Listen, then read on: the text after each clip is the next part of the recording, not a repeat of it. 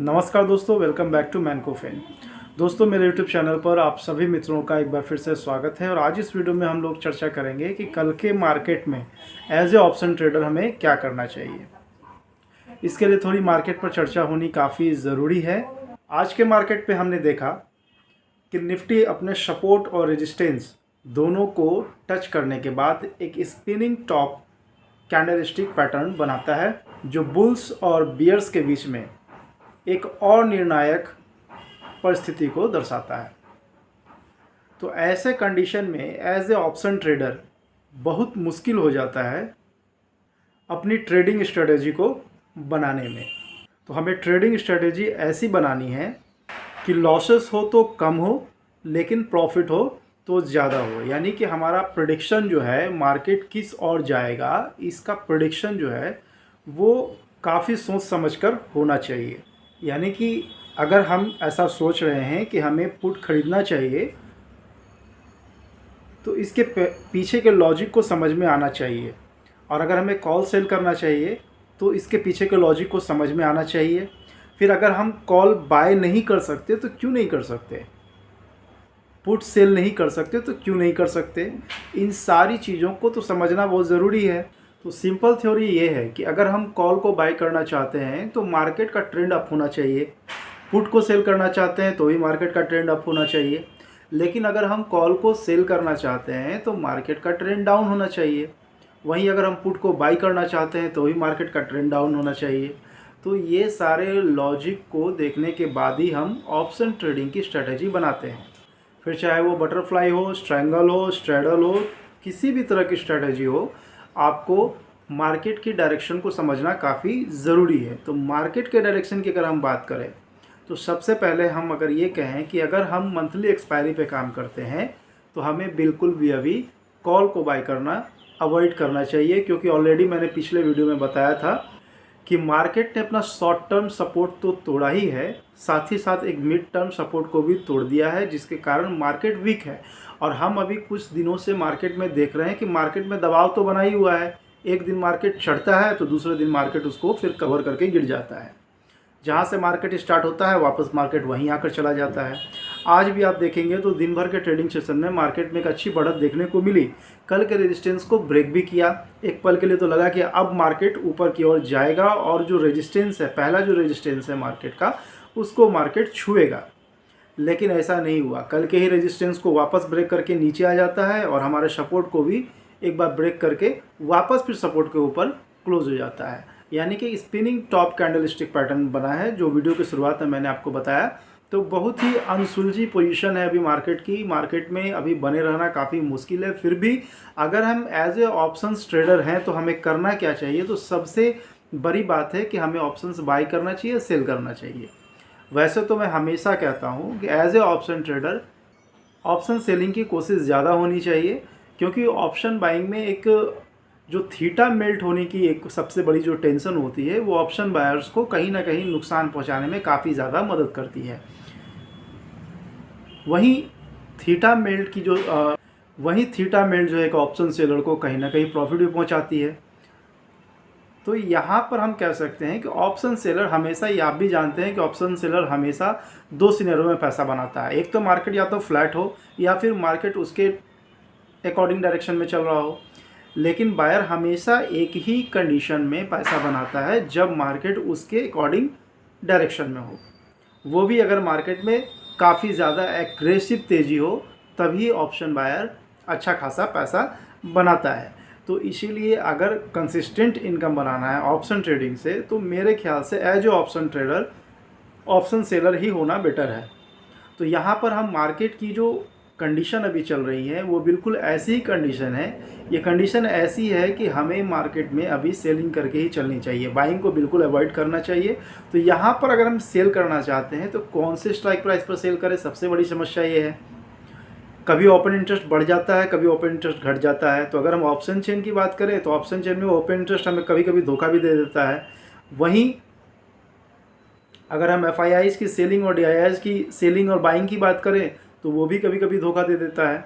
तो ऐसे में हमें एक ही सहारा दिखाई देता है, यानी कि डूबते को तिनके की सहारा।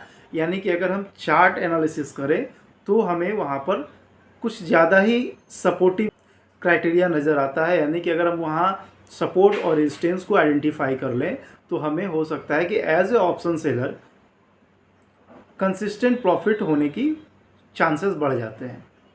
तो इस वीडियो में हम लोग देखेंगे, उस लेवल को आइडेंटिफाई करेंगे कि किस लेवल पर हमें आने वाले समय में as a monthly expiry option trader अगर हम बनना चाहते हैं तो किस लेवल पर हमें सेल करके चलना चाहिए। फ़िलहाल इस वीडियो में मेरा जो निष्कर्ष है वो यही है कि अभी फ़िलहाल कॉल सेल करके ही हमें चलना चाहिए, क्योंकि मार्केट अभी बेयरिश मोड में है। मार्केट में अभी लगातार जो है दबाव बना हुआ है। पहले ही मैंने बताया कि शॉर्ट टर्म सपोर्ट को मार्केट ने तोड़ा है, फिर मिड टर्म सपोर्ट को मार्केट ने तोड़ा है।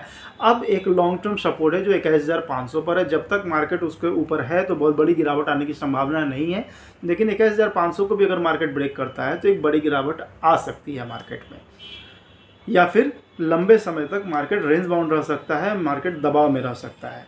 तो ऐसे कंडीशन में फ़िलहाल जो कंडीशन है मार्केट की, जो सिचुएशन है मार्केट की, उसमें मुझे लगता है कि अगर हम मंथली एक्सपायरी पर ट्रेड करें तो हमें कॉल को सेल करके चलना चाहिए। और उसके लिए जो लेवल हमने आइडेंटिफाई किया है वो लेवल 24,900 का है, और 24,900 के लेवल पर हम कॉल सेल कर सकते हैं। जो भी प्रीमियम हमें रिसीव होगा वो अंततः वो प्रीमियम हमारा होने की संभावना काफ़ी ज़्यादा है, यानी कि उतना प्रॉफिट हमें होना चाहिए एक्सपायरी के दिनों में। तो मुझे लगता है कि 24,900 के ऊपर फ़िलहाल मार्केट नहीं जाना चाहिए मंथली एक्सपायरी में, और वीकली एक्सपायरी में तो शायद ही उसके ऊपर जाए। लेकिन 24,900 एक क्रूशियल रेजिस्टेंस लेवल है निफ्टी का। तो निफ्टी में अगर हम ट्रेड कर रहे हैं तो 24,900 के लेवल पर हम कॉल को सेल करके चल सकते हैं। वहीं अगर बैंक निफ्टी की बात करें तो बैंक निफ्टी में भी हमने दिन भर के ट्रेडिंग सेशन में यही देखा है कि बैंक निफ्टी ने अपने कल के रेजिस्टेंस और कल के सपोर्ट लेवल को दोनों तरफ हिट किया, दोनों तरफ तोड़ा, और लास्ट में वो फिर एक अनिश्चितता को दिखाते हुए क्लोज हो गया, यानी कि किसी भी तरह का निर्णय लेना बड़ा असमंजस वाली स्थिति है। तो बैंक निफ्टी में भी मुझे लगता है कि फ़िलहाल हमें कॉल सेल करके ही चलना चाहिए, क्योंकि निफ्टी और बैंक निफ्टी में मार्केट में एक सामंजस्य बना रहता है। बहुत अलग थलग दोनों नहीं रहते हैं, करीब करीब एक समान चाल ही होती हैं दोनों के। तो ऐसे कंडीशन में जिस तरह से हमने निफ्टी को बताया कि निफ्टी में हमें कॉल सेल करके चलना चाहिए, उसी तरह बैंक निफ्टी में भी हमें कॉल को ही सेल करके चलना चाहिए। तो वहाँ पर मैंने बताया कि निफ्टी में जो लेवल था वो मैंने भी बताया आपको।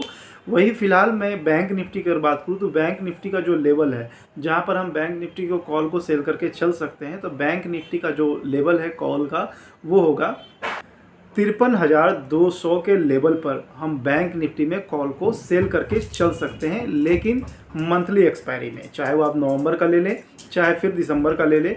जिस भी एक्सपायरी में हमें लगता है कि प्रीमियम ज़्यादा गेन हो रहा है, ज़्यादा प्रीमियम रिसीव हो रहा है, उस एक्सपायरी में हम करके चल सकते हैं। ये जो लेवल मैं बता रहा हूँ ये लेवल करंट मंथ एक्सपायरी का भी हो सकता है और नेक्स्ट मंथ एक्सपायरी का भी हो सकता है। दोनों ही मंथ के एक्सपायरी, मंथली एक्सपायरी में अगर हम ट्रेड कर रहे हैं एज ए ऑप्शन ट्रेडर तो हमें कॉल को सेल करके चलना चाहिए। और जिस तरह से हमने निफ्टी का लेवल बताया उसी तरह बैंक निफ्टी का भी लेवल मैं इस वीडियो में बता रहा हूँ, और उम्मीद है कि इस लेवल पर हमारा प्रीमियम पूरी तरह से मेल्ट हो जाना चाहिए और हमें 100% प्रॉफिट मिल जाना चाहिए। मतलब प्रीमियम, जितने प्रीमियम हमने रिसीव किया है वो सारा का सारा प्रीमियम हमारे अकाउंट में क्रेडिट हो जाना चाहिए।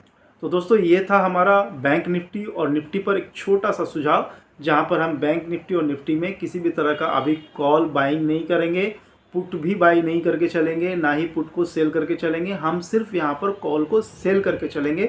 अब उसके अकॉर्डिंग जो भी स्ट्रैटेजी बनाना है, किसी भी तरह का स्ट्रैटेजी बनाना, बटरफ्लाई हो, स्ट्रैंगल हो, स्ट्रैडल हो, या फिर जिस भी तरह का, बहुत सारे स्ट्रैटेजीज़ हैं ऑप्शंस को लेकर के, तो जिस भी तरह का स्ट्रैटेजीज़ बनाना है बना सकते हैं, या फिर नेक्ड भी सेल कर सकते हैं। तो नेक्ड में बहुत सारे रिस्क होते हैं, उस रिस्क को भी एक नज़र सोच लेना, देख लेना काफ़ी ज़रूरी है। तो ऐसे कंडीशन में मैं यही कहूँगा कि कोई स्ट्रैटेजी अगर बनती है तो बना करके ही कॉल साइड का ही सेल करें। और यही दो लेवल है जो निफ्टी का एक क्रूशियल रेजिस्टेंस लेवल है और बैंक निफ्टी का क्रूशियल रेजिस्टेंस लेवल है, जिसको पार करना, जिसको ब्रेक करना फ़िलहाल 1-1.5 महीने के लिए निफ्टी और बैंक निफ्टी के लिए थोड़ा मुश्किल नज़र आ रहा है। तो ये था मेरा छोटा सा निफ्टी और बैंक निफ्टी पर एज ए ऑप्शन ट्रेडर एक छोटा सा सुझाव।